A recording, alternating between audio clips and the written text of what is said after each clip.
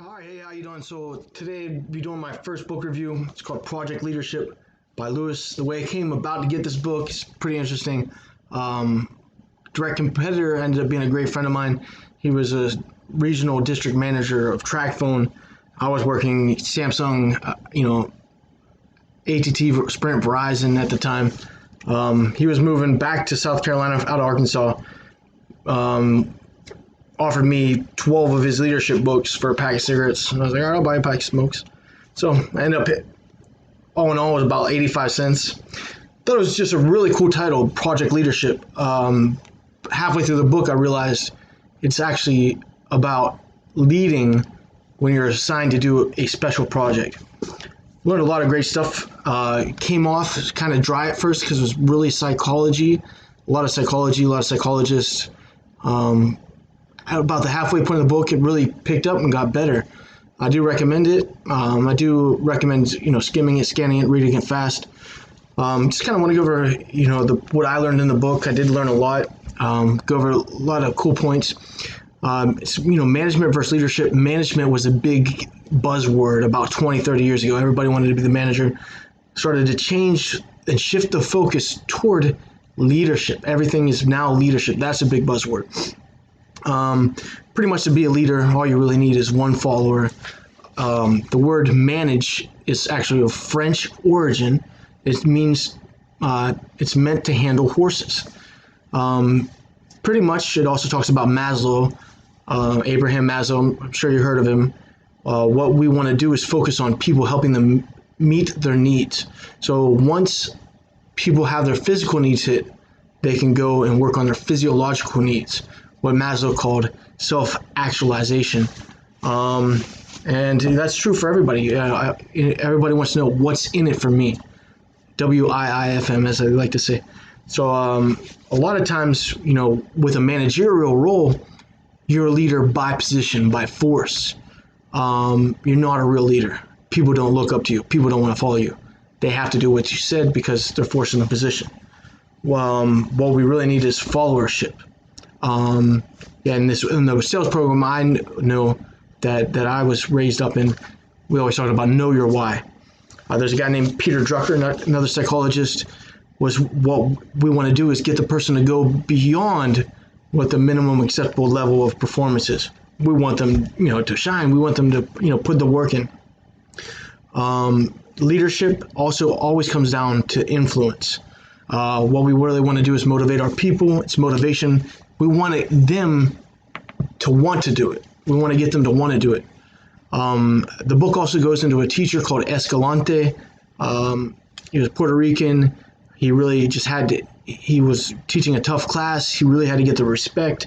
What he realized the best way to do is to build rapport, show them that he cared about each of the students, kind of the coach thing. He wanted to make them relevant and just make it fun. So this was a really good story because it actually set the tone for the rest of the book. And it was just a great example. And he showed that by setting the example, he could help the students be empowered to succeed. Next psychological thing they bring up, and it's called the law of requisite variety. The part with the most flexibility will control the whole system. And that's a recurring theme that we see throughout the whole book, which I really liked. We hear flexibility all over and over again. And it's really important because he shows so many different leadership styles in the book that he always goes back that not one leadership style is ever going to work, but that you want to maintain great flexibility between all of these. Reminds me a little bit of John Maxwell. If you're a leader, you're going to really get into him.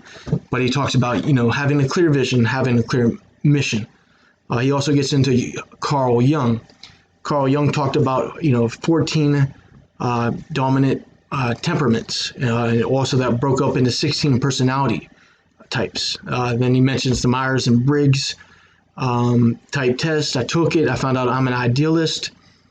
Why all this is important is because, just like as a teacher, which I went to school for, is we want to find out how our children think, how the children think. Are they visual learners, audio learners, And it's the same way when we understand what kind of type of person they are, we can kind of, tailor our leadership toward each person. So we do want to kind of figure out, what kind of person that is, what kind of temperament he has. Jung had extroversion, introversion. It's kind of how they see the outside world, inside, outside thoughts. The second form was sensing and intuition. The third type of person is a thinking, feeling type.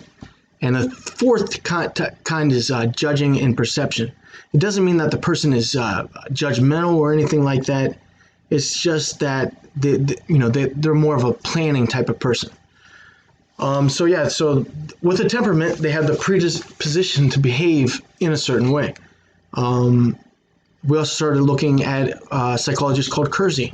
He also had his own way of measuring the different temperaments. And you'll also see a lot of recurring ideas.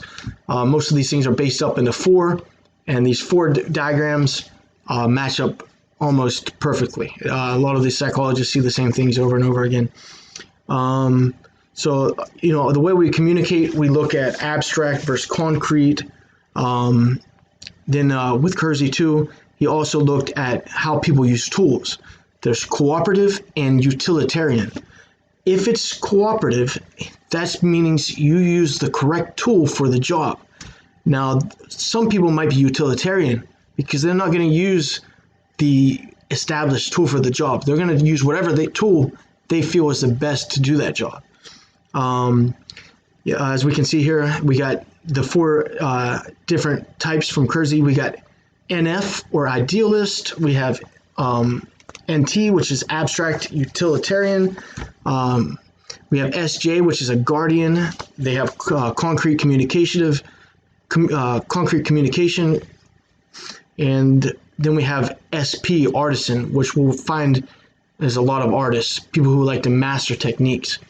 What we found out too is that no certain one of these is geared to be a better leader. Doesn't really matter. Any one of these can be a great leader.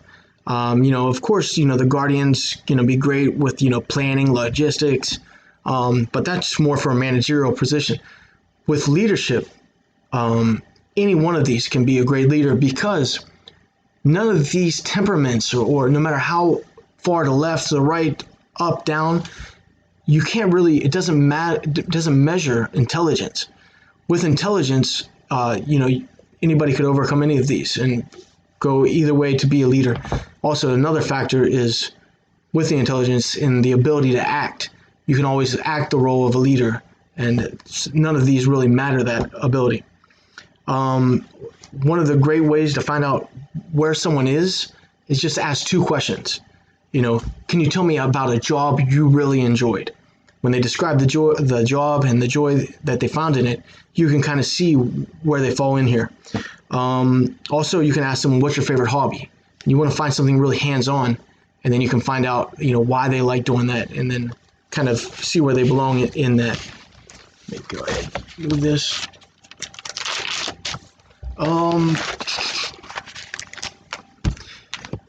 So yeah, we also want to look at how people think. So we have those four quadrants. We also have Ned Herman, and this all absolutely laps right over too. We have spiritual, holistic, analytical, planning, very strong relationship to Jung, Kersey. We have all kinds of different styles of leaders. Here's something interesting I found in the book. Some people think that leaders might be born. That is absolutely not the case. We found out that leaders are made, often through a job, often the way they think, things like that. Usually a leader will have a matching temperament to the people that follow him, and it makes it easier for him to delegate responsibilities. Leadership also isn't really a behavior. It's not really a position, but it is a behavior, I should say. There's task behavior, relationship behaviors. We also looked at psychologists Hersey and Blanchard. They looked at different types of leadership, 4 stages, more advanced, depending on the relationship between you and the follower. Of course, it's just telling or command style. The second one is kind of telling them what needs to be done and in what way it has to be done. Third one is participative. This one is really just kind of, encouraging the behavior, the correct behavior that you want to see. And the fourth one is just pure delegation. Just, hey, this needs done. Just leave it at that.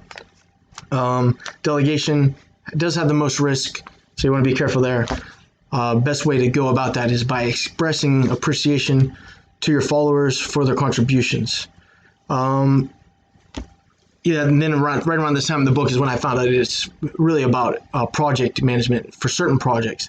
So you want to always, when you ever have a project, you want to be optimistic. Solutionation, it's just a problem to be solved. You never want to show any fear. We looked at FIRO, fundamental interpersonal relations orientation. Looked at the different ways to get someone into your group. You want to focus on the behaviors of inclusion. You also see with the group, if they're not, if you're just a leader, not by position but by behavior, a control might be a factor. They might try to unseat you. So again, you want to have affection, show appreciation for them. And one of the best ways to do inclusion is to show new members you're there for them. You want to show them that you do care. Also, with a special project like a road trip or anything like that, you don't want to really ask people. You kind of want to solicit volunteers. You'll get better results that way. Some of the other styles that we looked at that overlap with all of these four quadrants is forming, storming, norming, and performing. Again, you'll see that just relates right back to inclusion, control, affection, and full affection, or directive, consultative, participative, and delegative, which we saw with FIRO. Again, one of the best ways too for leaders to lead by example. A lot of times in sales, you'll hear copy and paste. Copy and paste wins. Cheating wins because I find a role model who does great in sales. I emulate him, and I'm going to be great as well. Leadership works exactly the same way. So if you do find a leader that you really do like, emulate him the best you can. Copy and paste. You'll be a great leader that way as well. Again, being a great leader, you do want to have a vision that you want to share. Get them excited about. An exciting vision will have them motivated. Persistence is going to be great. Involvement.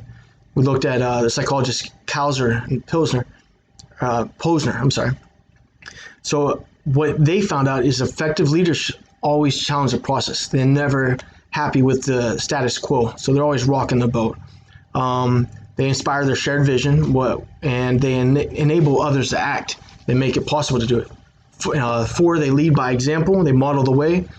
5, which is really important, they encourage the heart. Again, you want to find out their why. Maybe even get them to formulate their own vision. People are not in control. The manager's not in control. So you want them, being accountable. I think that's huge.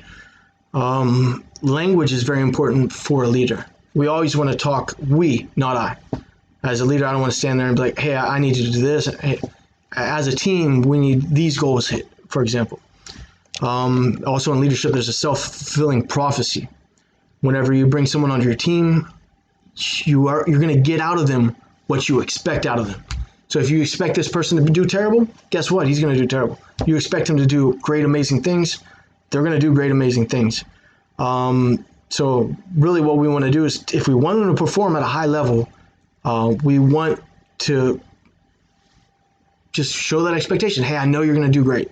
And one of the ways to do that is to delegate to them, kind of showing that you have trust in them.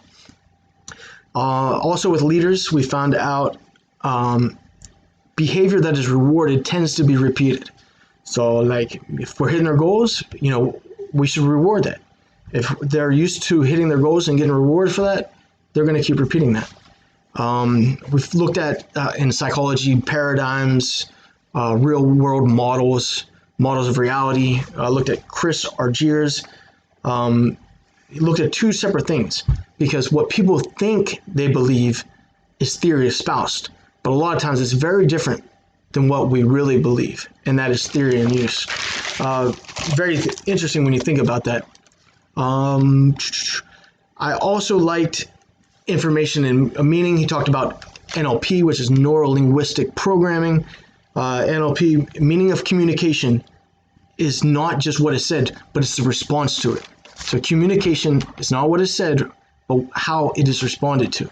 I thought that was a very interesting part too. This is all after like the halfway point. So this is where the book really gets good. But what you want to do is communication has to be effective.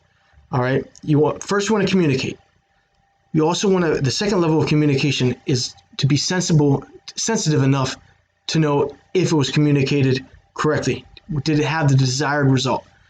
3, you want to have flexibility. Again, a recurring theme all throughout the book. Also, we looked at how people process information. Again, as we talked about how children learn, that we have different learners. As we find out, we have different people who are, are audio learners, visual learners, things like that. So actually, with eye accessing cues, when you talk to people, you can see that if they look up left or look up right when they're thinking and processing information. If they're looking up left or right, we know that they're thinking in pictures. If they look left or right horizontally, that actually means that they're bringing up sounds. Depending on the way they look left or right also means that they are creating, some people might say lying, but I don't necessarily think that, or that they're actually bringing up an old memory of that. If they look down left or right, they're actually dealing with feelings, and that's the best way to communicate with that person. So also you'll hear that with language, the way they talk and the best way to communicate with them, and you want to be flexible with that. So I guess I'm an audio person lately because I love guitar and music, but I always say sounds good. If somebody else agrees with me and they're a visual learner, they'll say, I see what you mean. And then if you have somebody that's more feeling person, they'll say, I feel really good about this. And then you kind of want to emulate the way of their language. Rapport is very important. Again, just like sales, leadership, I relate everything back to what I do on the field. You want to build that to be a better leader. So they talked about matching and pacing, which I learned in sales as well. We called it matching and mirroring. It's like, when the customer leans in, you lean in. When the customer, touches his ear, I touch my ear. I build a subconscious connection with them without them even realizing it.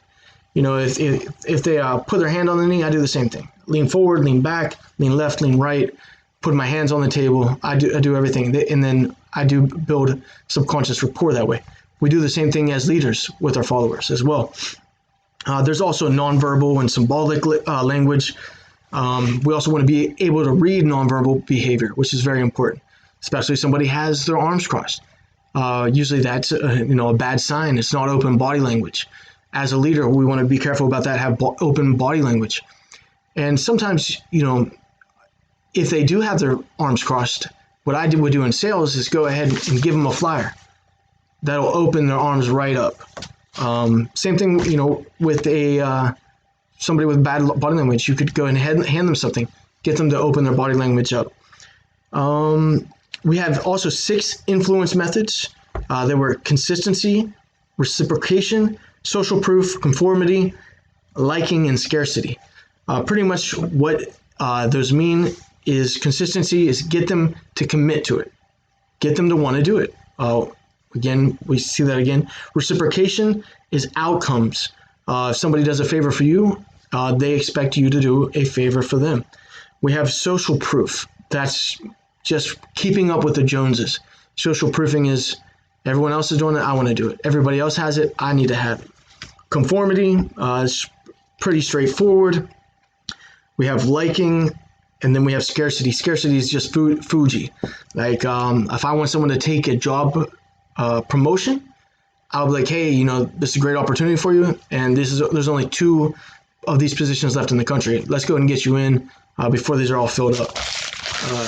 We say Fuji in the sales business because Fuji relates to fear of loss. Hey, go ahead and get that before it's all gone. I also realized in this book, a lot of psychologists talk about the importance and power of the word because. Because is actually very powerful because it justifies our request. We looked at some psychologists called French and Raven. They looked at reward, rewarding goals is appreciation. We have the step coercive, where you just try to persuade them into something. We have legitimate because of your position. And we have referent, which means to lead by example. They also showed 5 powers of influence. That was pretty much it. They also had expert, and then recently they added a 6th one called information. People with information, that is a power of influence because you have a knowledge that others don't have. We also looked at a psychologist named Robert Rosen. He showed 8 different principles as a leader. There were vision, trust, participation, learning, diversity, creativity, integrity, and community. Towards the end, we looked at this. Some of the final chapters dealt with Mullally. He was president of Boeing. He had principles for his management. He would look at working together was a big thing. He also wanted a big, compelling vision that was shared all across the company. Again, he had huge on inclusion. And the way he did this was very smart, and I appreciated it. And I've seen this before in sales, was goal setting. Everybody gets involved in the goal setting. We plan and execute together. Again, another thing was one plan. Everyone's aligned with the master goal. Data sets us free. He hated gossip. So what he did to prevent this was to be transparent with what the company, what's coming, what deals are coming, movement in the business, everything like that. Also, there was no secrets. He actually encouraged people kind of to be snitches, I guess you could say. I really don't think that's a good word for it. In sales, we had the same thing, people be lacking in integrity. What we said is, hey, where there's smoke, there's fire. Just let us know, and we'll be discreet with it and deal with the problem, get it fixed before something bad goes really bad. Here's where something I learned and I messed up on before in the past is whining is okay. I always thought that whining was a symptom of a terrible attitude, but it's not a bad thing to let your people vent. Take it in stride. Here's the big thing: you don't want it all the time. It's just occasionally. So whining is okay occasionally, and this is a perfect opportunity for you as a leader to build empathy. With that, we do want to be solution oriented, which is another one of his principles. Another thing he was big on is listen and help. Very respectful that we listen and help everybody all around. We talk about this with respect to, even coming into a Walmart store, the lady's waving at me. I do my best, to wave back and have a huge smile and, make her feel great about her job. Because really, no matter our position, wherever we are, we're not better than anyone else. Also, we never want to have a side conversation when anyone's talking. That's very disrespectful. If it's that important, go outside the room. Another important thing was emotional resilience. It's okay to be in pain. It's okay to realize things hurt. The thing is, though, what really measures us, as a leader, is our response to it, and if we can rise to the occasion and solve it. Mullally was also big on enjoy the journey, and he was also on enjoying each other. So, enjoy the journey. Work should be fun. Definitely have fun with your people. Have fun. One of the last chapters we looked at too was emotional intelligence, EI. What we found out is emotional intelligence. If your members of your team or company possess emotional intelligence, is one of the most important things because this is a direct link to profit over any other intelligence. It's how they handle themselves and the relationships. So, of course, we have emotion. Emotion creates emotion. Motivate and emotion has the same root, to move, which I thought was really good. Motivated is in emotional state. Great leaders move you and work on the emotions. So great excitement is generated for a leader. One of the best ways I saw in sales to do that was just get your people moving, get them on their feet. Have them walking back and forth, working with each other on different peoples on different things. We looked at the competency. David McClelland, he did a study on why some of the 4 best people in his company were super outstanding. What set them apart? What he found out is they had emotional intelligence over it. That was a big thing. It set them apart. He found 4 things in their emotional intelligence that made them different. One is a drive to achieve results. Two is ability to take initiative, get things done. Three, skills in collaboration and teamwork. I mean, if you can work as a team, that's emotional intelligence. And number four is ability to lead. So having a natural leadership ability is that. To look at emotional intelligence in depth, really what you look at is self-awareness, self-management, social awareness, and relationship management. He goes into depth on all those. Then he adds another chapter, even more styles again. They look at resonance over dissonance. Resonance is, to be on the same page, synchronicity, things like that. Dissonance, though, however, is kind of when you know something as a truth, but you're reading something that you know is a lie, and you kind of feel that awkward off-centeredness. That's dissonance. You don't ever want to have that with your team. So one of the other great things is being a visionary leader. Again, that's talked about. We also talked about coaching. Coaching isn't for everybody. You don't want to spend coaching time with all of your people. Coaching you only want to do with people who are showing a genuine interest, that have a positive climate, in the place with you, and that you can see that they're striving for growth. Also with coaching, what I would do and what a lot of great coaches do is give them something very challenging, a very challenging assignment. I remember I was learning classical guitar in college. My maestro, he would give me the most difficult compositions. Like, hey, you got 3 months before you go to play the recital. I'm like, oh, okay, I'll do it. Let's go. So, and I did grow a lot that way. There is also something called affiliation, which is really heavily based on person-to-person coaching. But you want to be very careful with this because there's something called country club coaching, whereas you have a really great relationship with your people, but there's not much effort focused on task, so nothing ever really gets done. There's also democratic. The author really looked down on that. You don't really want your people voting on what's going to get done. The last two he said to be very careful with is called pace setting. You want people to set the pace, which is awesome, really, though, in sales and an entrepreneurial company, especially when they're early stages of growth. Then he also had command, when you're just telling people what to do. It does have its place. He said never really use it. Only time to use that is in emergency situations. Again, he stresses flexibility between all of these different leadership styles. Talks about credibility. You want to build trust. He also talks about how to build rapport when it almost seems impossible to do so. The best way to do that is to get them to laugh.